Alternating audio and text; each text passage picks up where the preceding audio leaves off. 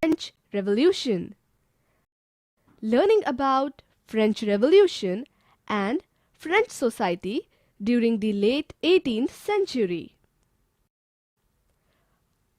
On the morning of 14th July 1789, the city of Paris was in a state of alarm. The king had commanded troops to move into the city.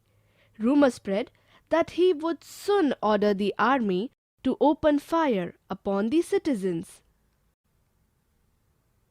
Some 7,000 men and women gathered in front of the town hall and decided to form a people's militia. They broke into a number of government buildings in search of arms.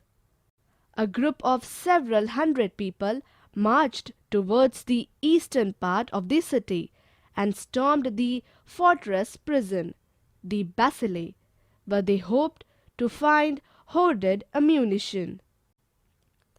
In the armed fight, the commander of the Bastille was killed and the prisoners released, though there were only 7 of them. The fortress was demolished and its stone fragments were sold in the markets to all those who wished to keep a souvenir of its destruction. French society during the late 18th century. In 1774, Louis XVI of the Bourbon family of kings ascended the throne of France. He was 20 years old and married to the Austrian princess Marie Antoinette.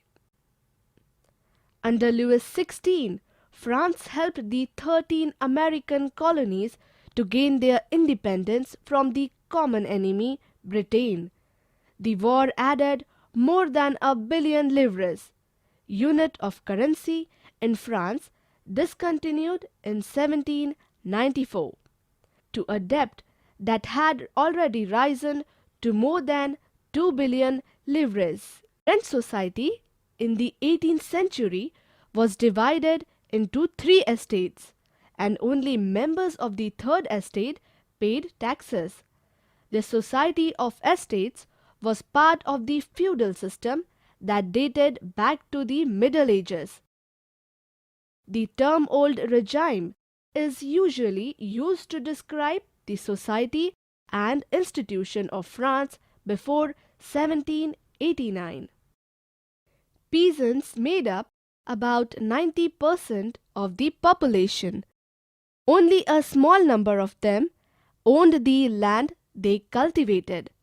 About 60% of the land was owned by nobles, the church, and other richer members of the third estate.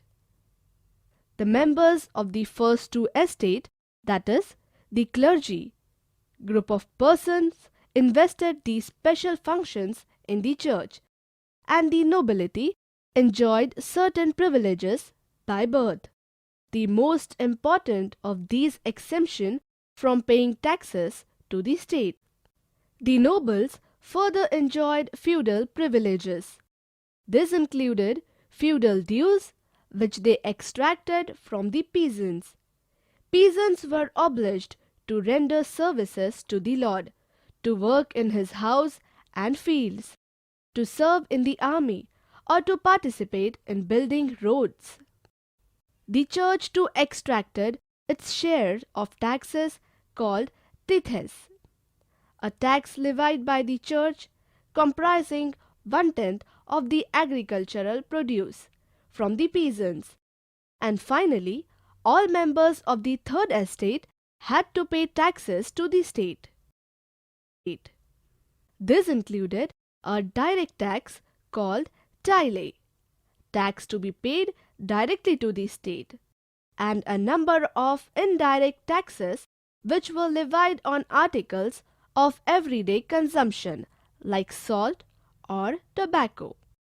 The burden of financing activities of the state through taxes was borne by the third estate alone. The struggle to survive. The population of France rose from about 23 million in 1750 to 28 million in 1789. This led to a rapid increase in the demand for food grains.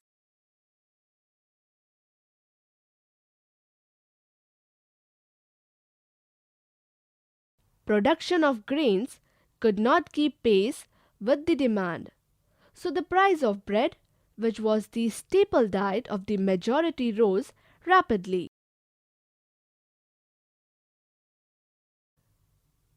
Most workers were employed as laborers in workshops whose owner fixed their wages. But wages did not keep pace with the rise in prices, so the gap between the poor and the rich widened. Things became worse whenever drought or hail reduced the harvest. This led to a subsistent crisis. Subsistent crisis, an extreme situation where the basic means of livelihood are endangered, something that occurred frequently in France during the old regime.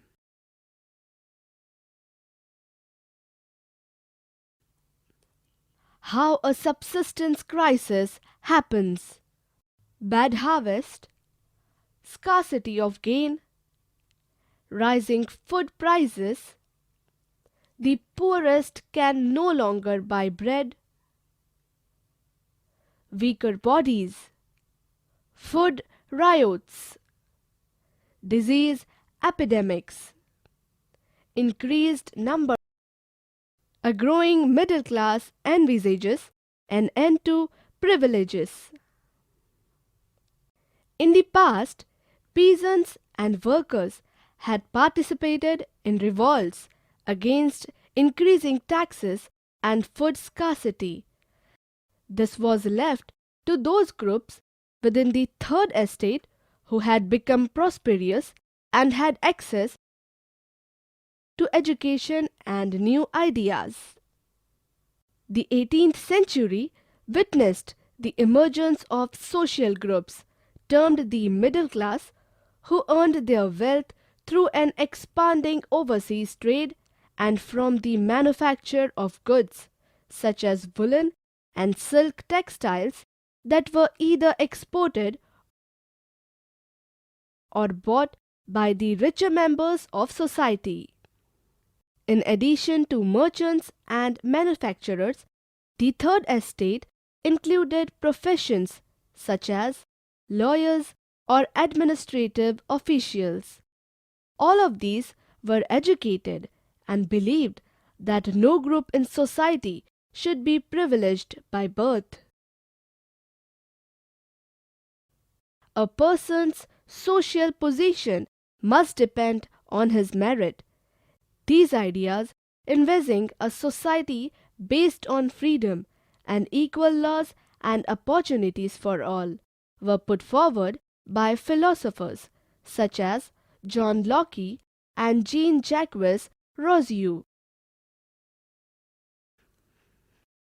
In his two treatises of government, Locke sought to refute the doctrine of the divine and absolute right of the monarch.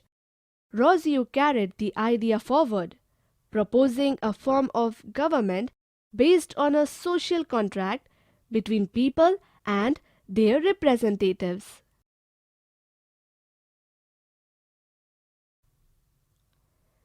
In the spirit of laws, Montesquieu proposed a division of power within the government between the legislative, the executive, and the judiciary. This model of government was put into force in the USA after the 13 colonies declared their independence from Britain. The American Constitution and its guarantee of individual rights was an important example for political thinkers in France.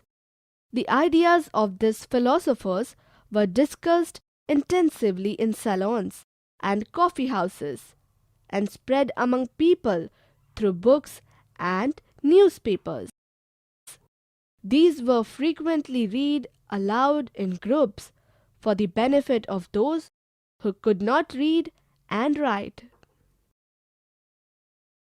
The news that Louis XVI planned to impose further taxes to be able to meet the expenses of the state generated anger and protest against the system of privilege.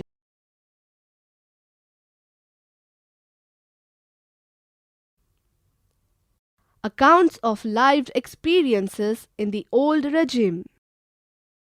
Georges Stanton became active in revolutionary politics. An Englishman, Arthur Young, travelled through France during the years from 1787 to 1789. Summary: 1789, July 14, Storm of the Bastille. In 1774, Louis XVI of the Bourbon family of kings ascended the throne of France. An Englishman, Arthur Young, travelled through France during the years from 1787 to 1789. That is all in this topic. Let us learn about the outbreak of the revolution in our next topic. Keep learning.